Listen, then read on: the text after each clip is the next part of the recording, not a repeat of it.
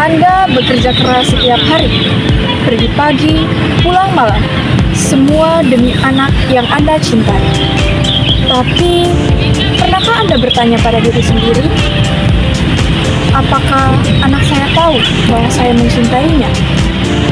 Apakah ia merasa aman dan nyaman untuk bercerita kepada saya? Atau apakah ia merasa lebih nyaman untuk bercerita kepada orang lain? Jika pertanyaan-pertanyaan itu membuat Anda berhenti sejenak, maka video ini hadir untuk Anda. Tahukah Anda, sebagian besar masalah-masalah yang dihadapi oleh remaja saat ini, salah pergaulan, perilaku agresif, keputusan-keputusan yang disesali, ternyata bermula bukan dari luar rumah, tapi dari dalam, dari kualitas hubungan antara orang tua dan anak. Kabar baiknya, itu berarti kita punya kekuatan untuk mengubahnya. Dan perubahan itu bisa dimulai hari ini, dari video ini. Apa sebenarnya yang dimaksud dengan pola asuh? Pola asuh adalah cara orang tua mendidik, membimbing, dan hadir untuk anak bukan hanya secara fisik, tapi juga secara emosional. Pola asuh bukan sekedar aturan yang ditetapkan. Pola asuh adalah kualitas hubungan yang dibangun setiap hari bersama anak. Bayangkan seperti ini, Anda bisa hadir di rumah setiap malam, tapi jika Anda lebih banyak menatap layar ponsel daripada menatap mata anak, apakah Anda benar-benar hadir?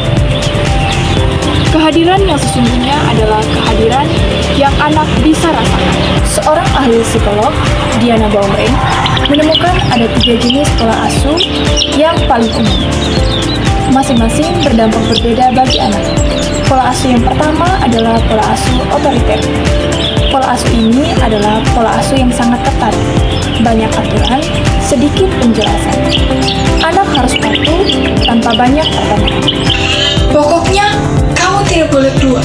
Tapi sudah, jangan banyak alasan.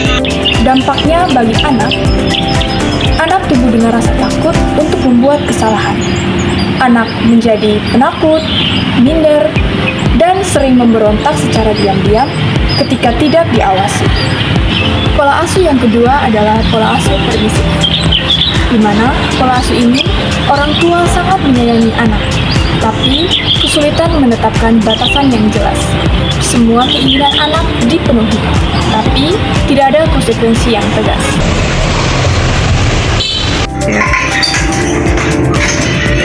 Selamat malam, Ma. Maaf ya, selalu pulang. Iya, lain kali jangan pulang larut malam. Sudah, masuk di kamar sana. Dampaknya bagi anak sulit mengendalikan diri. Ia terbiasa mendapatkan semua yang diinginkan dan mudah terseret pengaruh negatif dari luar ketika tidak ada batasan yang ia pegang. Pola asuh yang ketiga adalah pola asuh autoritatif, di mana pola asuh ini adalah pola asuh yang paling dianjurkan. Pada pola asuh ini, orang tua memberikan kasih sayang yang hangat, sekaligus memberikan batasan yang jelas dan penuh penjelasan. Anak dilibatkan dalam diskusi.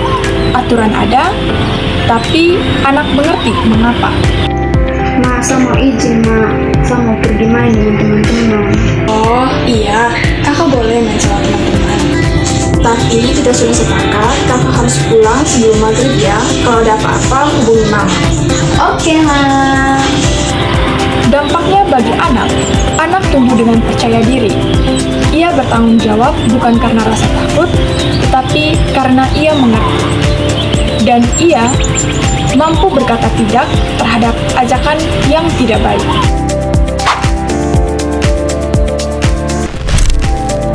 Berikut adalah 5 pilar pola asuh yang positif.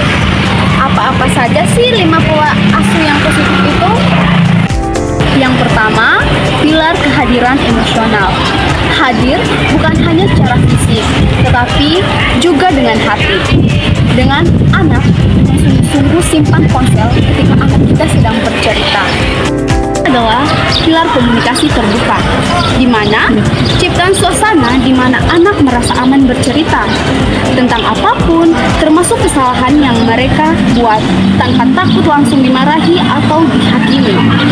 Mulai dari satu pertanyaan sederhana setiap malam atau pagi atau siang, seperti hari ini bagaimana? Apakah kamu ingin bercerita? Pertanyaan ini jika dilakukan dengan tulus setiap hari bisa menjadi jembatan yang sangat kuat antara Anda dengan anak-anak. Pilar keteladanan. Ini adalah pilar yang seringkali kita lupakan. Anak tidak melakukan apa yang kita katakan. Mereka melakukan apa yang kita lakukan. Jika kita ingin anak menghormati atau tunjuk kejujuran. Jika kita ingin anak menghormati, melanjutkan penghormatan bahkan kepada anak itu sendiri. Kita adalah cermin pertama baik untuk anak kita. Yang keempat adalah batasan yang jelas dan konsisten, di mana batasan bukan hubungan.